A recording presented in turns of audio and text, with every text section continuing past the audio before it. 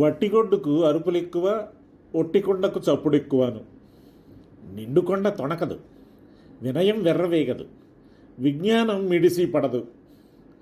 అన్నీ తెలిసిన వారు ఎక్కడో ఉందరో ఉండరో, కొన్ని తెలిసిన వారు ఎక్కడో ఉండొచ్చు.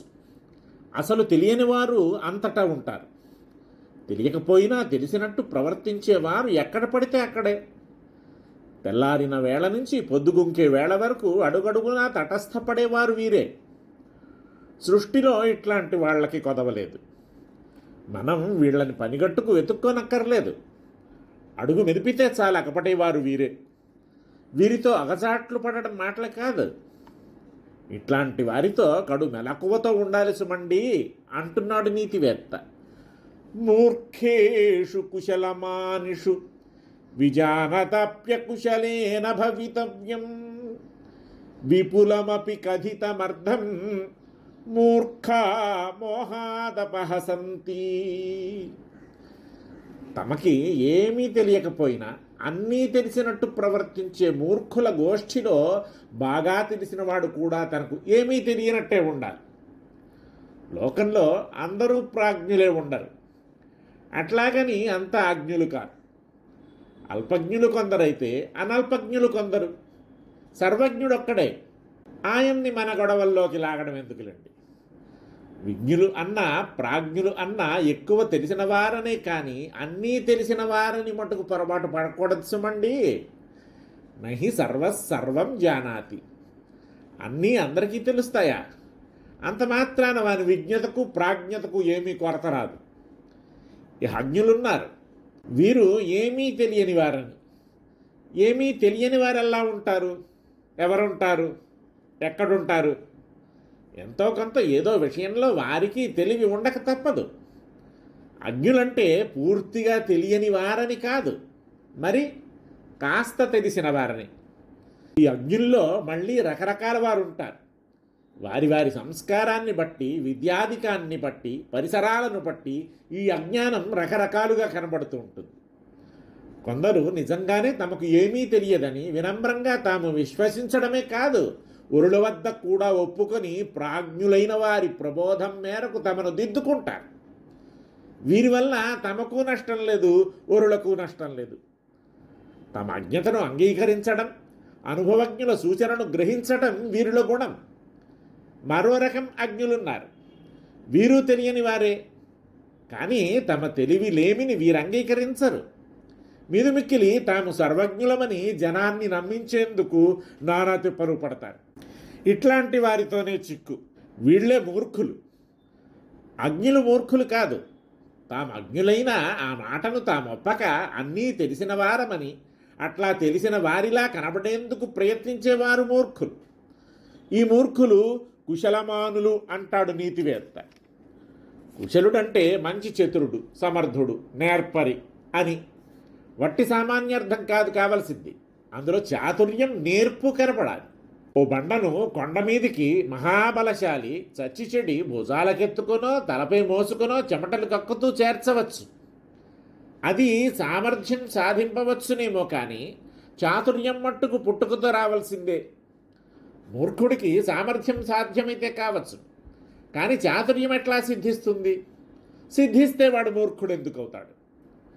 మరో మాట, ఇక్కడ కుశల పదాన్ని చక్కగా గమనించాలి. కుశలంటే దర్భలు. ఇవి చాలా గరకుగాను కరకుగాను ఉంటాయి. వీటిని కొయ్యటం చాలా చిక్కు. ఏ కాస్త ఏమన్నా వేళ్ళు చీరుకుపోతాయి. ఇట్లా వేళ్ళు చీరుకోకుండా వాటిని కోయడం ఒక కళ. అట్లాంటి నేర్పుతో వేళ్ళు చీరుకోకుండా దర్భలను అంటే కుశలను కోసేవాడిని కుశలుడు అనేవారు.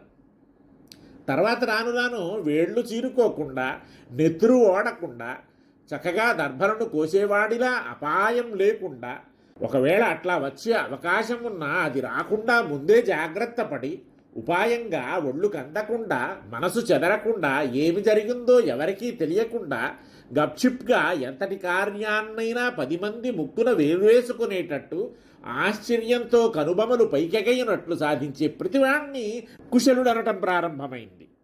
మళ్ళీ మన మూర్ఖుడి వైపు చూద్దాం. సామర్థ్యం చట్టుబండలైంది, చాతుర్యం మొదలై సతికిలబడింది. ఇక వీడి బతుకు కౌశలం ఒక్కటే కొరత. అదే ఆశ్చర్యం. తాను కుశలుండనుకుంటాడు ఆ వెర్రివాడు. అందుకే మూర్ఖుడు అంటున్నాడు. తాము కడు నేర్పరులమనుకునే అట్లాంటి మూర్ఖుల గోష్ఠిలో పడ్డాడు పాపం ఈ బుద్ధిమంతుడు. నిజంగా తెలివిగలవాడే ఇతడు. అన్నీ కాస్త ఏదోగా కాదు, మరి బాగా క్షుణ్ణంగా తెలిసినవాడే. అందుకే విజానత అంటున్నాడు. తాను తెలియటమే కాదు, తనకు తెలిసిన దాన్ని చక్కగా విడమరిచి ఎదిరి ఎదకు హత్తుకొనేట్టు చెప్పను కలవాడే. కానీ ఇవన్నీ సార్థకమయ్యేది, రాణించేది ఎప్పుడు? శ్రోతయోగ్యుడైనప్పుడు. పండితుడు కానక్కర్లేదు, మూర్ఖుడు కాకుంటే చాలు. అంతేకాదు, కౌశలం కాస్తైనా లేకపోయినా తాను కుశలుణ్ణి అంటే నేర్పరిని అనుకునేవాడు కాకపోతే చాలు. వీని మాటలు తలకెక్కుతాయి. పెద్దవాడు చెప్తున్నాడు, ఆయన తెలిసినవాడు, మనమనగా ఏ పాటి వారి ముందు. మన అదృష్టవశాన అట్లాంటి మహానుభావుని మాట వినే అవకాశం లభించింది. దీన్ని జారవిడుచుకోరాదు. ఎట్లా లభిస్తాయి ఈ సూక్తి రత్నాలు, అనుభవ రసగుడికలోవి అని ఎంతో శ్రద్ధతో ఆసక్తితో వింటాడు, బాగుపడతాడు. ఈ చెప్పిన వాడి శ్రమ ఫలిస్తుంది. అట్లా కాకుండా సర్వం తానెరుగుదునని అహంకరించే అజ్ఞుడి దగ్గర ఏదో మంచి చెబుదామని ప్రయత్నించినా ఫలితం లేనప్పుడు, వాడు వెనకపోగా నిన్ను వేళాకోళం పట్టించే స్థితిలో ఉన్నప్పుడు అసలు పెదవి విప్పనే రాదు. నువ్వేమీ ఎరగనట్టు, నీకు నేర్పేలేనట్టు మెదలకుండా కూర్చోవటమే మంచిది. వాడు కుశలమా అని నేర్పు లేకపోయినా ఉందని అహంకరించేవాడు. అప్పుడు నువ్వు అకుశలుడవుగానే ప్రవర్తించు, నేర్పు లేనట్టుగానే ఒదిగి ఉండు. నీకు ప్రదర్శనలతో బాహ్య ఆడంబరాలతో పని ఏంటి? నీకేం తెలియదంటాడు వాడు అనని నీకే. నీ తెలివిని నువ్వు నిరూపించుకునే ప్రయత్నం చేసి ఏమేమో నువ్వు చెప్పాలని చూసినా దాన్ని అనుకూలంగా ఆలకించి అంతరంగ శుద్ధితో అంగీకరిస్తేగా వాడు మీదుమిక్కిలి నిన్ను వెక్కిరిస్తాడు, వెటకారం చేస్తాడు, వేళాకోళం పట్టిస్తాడు. మాటలాడి అవమానమే, మాటలాడక అవమానమే. ఉరుడేమనుకుంటారు? నువ్వు కనుక మాట్లాడితే నీ మాటల వల్ల వాణ్ణి రంజించి నెగ్గుకు రాలేకపోయినావనుకుంటారు. పెదవే విప్పవనుకో, ఎవరి మూర్ఖుడండి, వాడి నోట్లో నోరు పెట్టడం ఎందుకని పెద్ద మనిషి కనుక వాడి కర్మకు వాడే పోతాడని ఊరుకున్నాడు అనుకుంటారు. మూర్ఖుడు నిన్నెలాగూ గుర్తించి గౌరవించడు, లోకులన్నా కలరూ పెరిగి గౌరవిస్తారు. కనుక మూర్ఖుల గోష్ఠిలో ఎంత తెలిసినా తెలియనట్టే ఉండు అంటున్నాడు సుందరపాండ్యుడు.